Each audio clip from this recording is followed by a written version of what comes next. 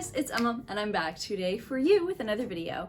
And today we're doing a book review, okay? And that book that we are reviewing today, everybody, is King of Battle and Blood by Scarlett and Clair. This is a book about Isolde de Lara, who is getting married to the Vampire King as kind of a truce between her kingdom and his kingdom, because currently the Vampire King, Adrian, he is conquering all of the kingdoms around her kingdom and her kingdom as well. And so she despises him and therefore everything that he represents, but she finds herself becoming increasingly attracted to him, and it's basically just about them overcoming their differences with one another and some stuff in the past that the humans believe about vampires to be nothing of the sort. The trigger warnings for this book are murder, gore, mentions of the death of a loved one, and graphic sexual content. I thoroughly enjoyed this book. Okay, I found it incredibly entertaining, and I've seen quite a few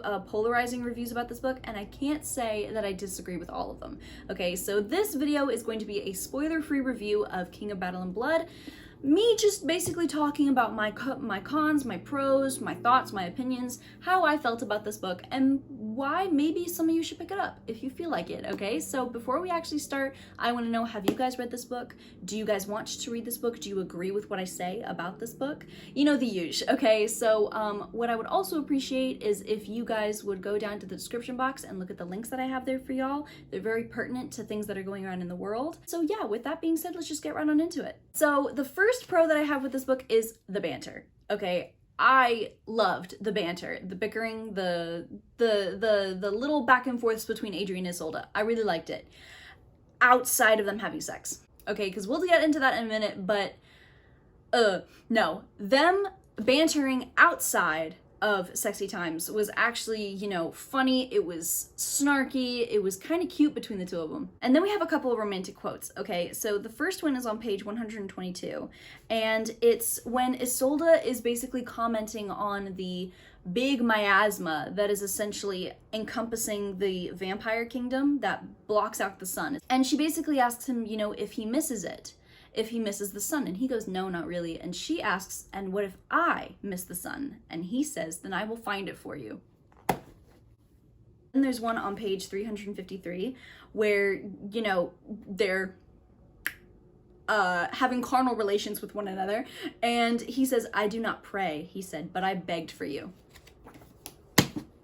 The next pro that I want to talk about with you guys is the fact that this is a vibes book. This is purely a vibes book, all right? Very frequently, while I was reading this, I was reminded so much of The Court of the Vampire Queen by Katie Robert. If you guys liked that book, you really might like this one as well, okay? Because neither one of those two books are, in my opinion, technically good books.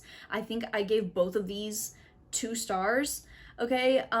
But subjectively, very different ratings, okay? Very different ratings, because they were just so entertaining, okay? A book doesn't have to be the next great American novel for it to be fun and entertaining and fun to read, okay? And that's what I feel like King of Battle and Blood was, at least for me. It's got the whole fated lovers thing going on, and I don't know, it gave me the same atmosphere as like Castlevania and Fallen. I would honestly say that if you're somebody who can easily tune out like technical errors and stuff like that and just focus on, you know, anything else but the writing, I think you would actually like this. And I normally can do that. It's just, you know, I did like this book, but the technical issues were a little bit too much for me.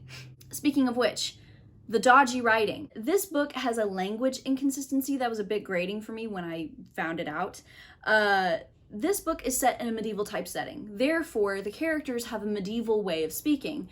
And that happens for the most part, except it tends to flip back and forth from that way of speaking to modernity. I said earlier that I really did like their banter, Adrian and Isolde's, outside of them having sex, because during their sex scenes was when it would flip to modernity the most. It's not that big of a deal. It's just, it was something that once I noticed it, I wasn't able to unnotice it. Speaking of, this book had a tendency to seem too raunchy, like it was trying too hard to be too raunchy, outside of sex scenes. And with that, it just made the things that they would say to be either obscene or just cringy. Honestly, at some points in here, Isolde and Adrian, even though I loved following their romance, they seemed like that high school couple, you know, the ones that would literally be humping each other in the hallway. It's not cute, you know what I mean? Also, the fact that this dude literally has a constant erection, like, Isolde comments on it. That's what kills me about it. Isolde literally is like, does this dude just have an erection like 24/7? And I'm like, girl, you tell me. You're sleeping with the man. It's funny to me. That's what it is. And it's not a funny to where, haha, girl, we're laughing at you. No, I was laughing with them.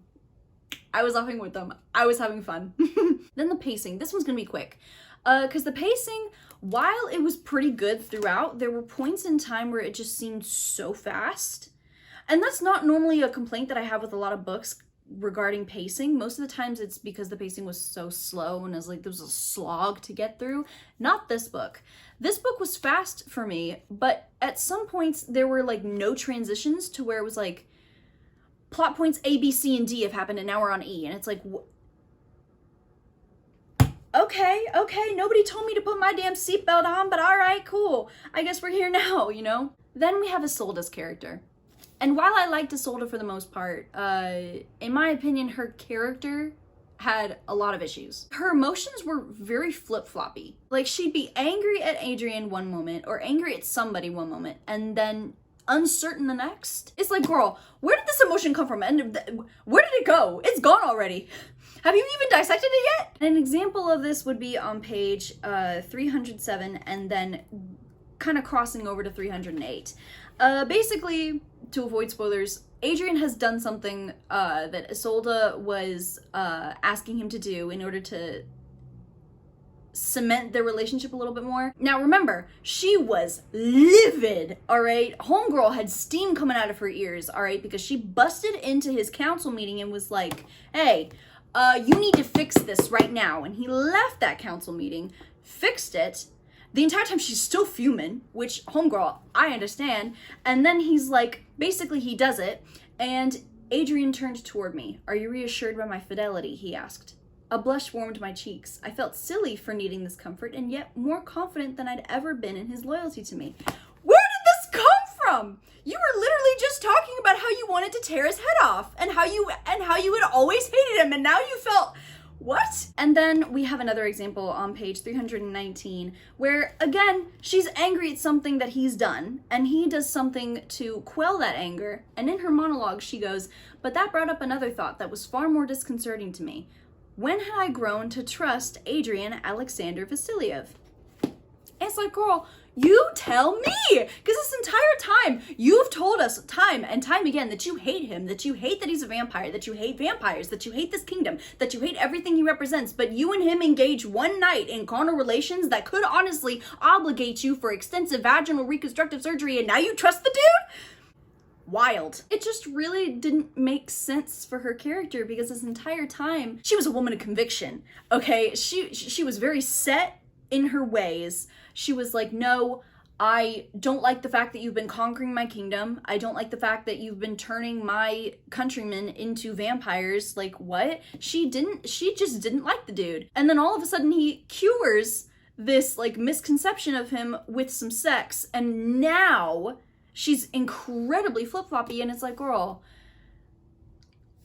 it's not really doing much. On top of that, when she finally does, you know, flip to, oh my gosh, no wait, I actually do love him. It's very abrupt, considering just how much back and forth we had in her head about Adrian.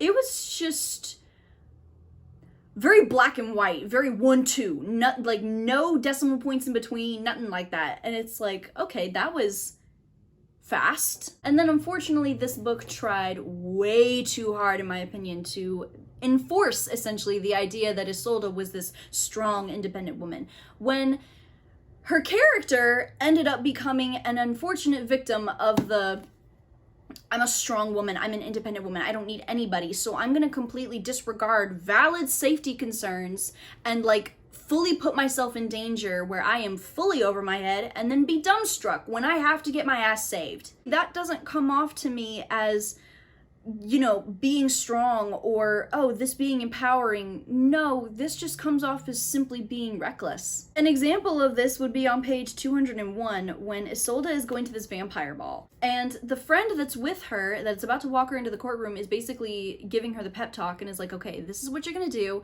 You're gonna dance with him, and then you're gonna stay literally attached at the hip to him because you are the only unclaimed human in this entire courtroom, okay? It's very, very dangerous. These are all vampires, okay? Centuries old vampires that really honestly at this point still don't like you. And Isolde goes, perfect, I said, and took a breath, which I held the closer we drew to the hall. I shall do the opposite. Why? I assume you want to kill Adrian. Therefore, I would assume you would also like to stay alive in order to kill Adrian, you know what I mean? There's a time and a place for everything, including this. And this time, it's just not the place. One thing that really frustrated me with Isolde's character was more towards the end, which was when I caught it. But, you know, she wants to know more about the vampire and human history and everything of that sort. So, you know, anybody that gives her the time of day to answer any questions that she has, she demands answers from them. And then when they try to give her answers, she will constantly interrupt them, either telling them to hurry up and give her the answer, or by asking another question. And it's like, girlfriend, you're not even giving them a chance to say anything. You know, at this point, it just sounds like you like to hear yourself talk. Another con that I have with this book was just, I feel like the plot was mismanaged a lot. Because, you know, there's the main plot, and then there's the romance subplot, and then there's another subplot that was introduced. And because of the demanding subplots, you know, the main plot was pushed to the side too much. The second subplot that comes in, other than the romance one, kind of comes in towards the latter half of the book, and it's pushed center stage. Any time that we do get to that plot, it feels like it's very rushed in order to just get it over with for the sake of getting back to Adrian and Isolde, as if that is the only thing that we should care about. And it's not bad for the romance to be the main attraction of your book. It's just that when you add two subplots, you kind of have to be able to juggle it all. Like when I was talking about Court of the Vampire Queen, I gave this book 2 stars. It's not technically a good book. Objectively, on Goodreads, it's 2. All right, but in my mind, it's 3. All right, I had a great time. I thought it was really entertaining. And yeah, there were some things here and there that did annoy me. But overall, I thought the story was really fun. It was gripping enough. And there was some really interesting, like, lore and world building in here that was done.